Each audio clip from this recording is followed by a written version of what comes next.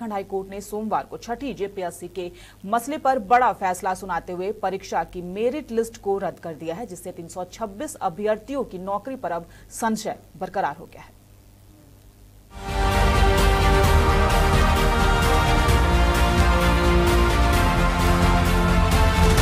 High court ने छठी JPSC merit list को किया रद्द। 8 सप्ताह के भीतर नई मेरिट लिस्ट जारी करने का आदेश। छठी जेपीएससी के 16 मामलों की हो रही थी सुनवाई। लंबा चला जेपीएससी विवाद खत्म होता दिख रहा है। मेरिट लिस्ट को तत्काल रद्द कर झारखंड लोक सेवा आयोग को 8 सप्ताह के भीतर नई मेरिट लिस्ट बनाने का निर्देश दिया है।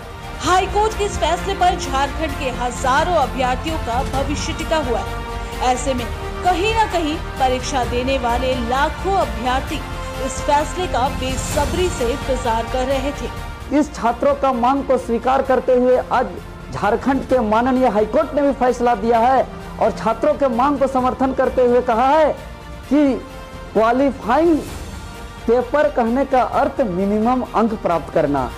पूरे मामले में कोर्ट ने माना कि जेपीएससी के नियमों में क्वालिफाइंग मार्क्स के मेरिट लिस्ट में शामिल होने का प्रावधान नहीं था, लेकिन इस अंक को शामिल करने के बाद मेरिट लिस्ट तैयार किया गया, जो गलत है। साथ ही कोर्ट ने कहा है कि इस प्रकार की गड़बड़ी करने वाले लोगों की पहचान कर उनके खिलाफ कार्रवाई भी की जानी चाहिए। जेपीएससी के द्वारा जो रिजल्ट बनाया गया है, क्वालिफाइंग पेपर के मार्क्स को जोड़ते हुए वो गलत है और सारे पेपर्स का, अदर पेपर्स का परसेंटेज ऑफ मार्क्स जो कलेक्टिव लिया है वो गलत है। इसके अनुसार 2 बिंदु पर मेरिट लिस्ट को कैंसिल किया। अब समझिए क्या है पूरा मामला। जेपीएससी ने पेपर 1 यानी कि हिंदी और अंग्रेजी के क्वालिफाइंग अंक को कुल प्राप्त अंक में जोड़ दिया है। इससे वैसे अभ्यर्थी मेरिट सूची से बाहर हो गए हैं जिन्हें अन्य पेपर में ज्यादा अंक मिले हैं, जो कि विज्ञापन की शर्तों का सीधा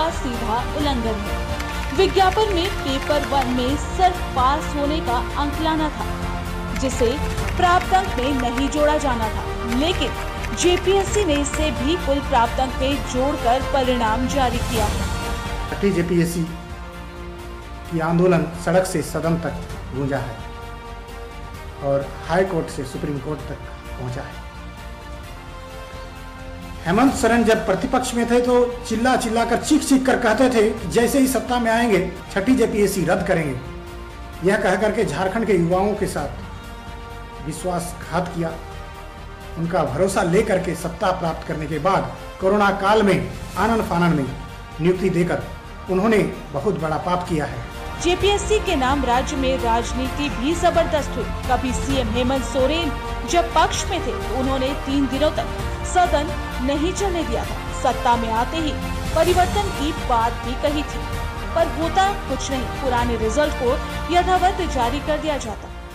और छठा जेपीएससी ही कंडक्ट कर पाई तो पिछली जो भारतीय जनता पार्टी की सरकार थी वो लगातार इस चीज को त्रुटियों से भर दिया था, जिसे सुधारने में कुछ समय लग रहा है।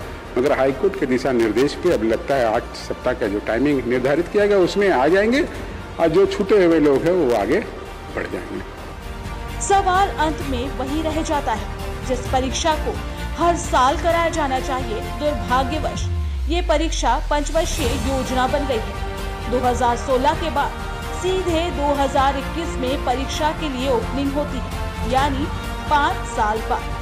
जरूरत है माननीय छात्रों के भविष्य को जरा गंभीरता से लेने और कोशिश यही हो कि बिना किसी गड़बड़ी के हर साल परीक्षा को कराया जाए। लाइव 7 के लिए राहुल की रिपोर्ट।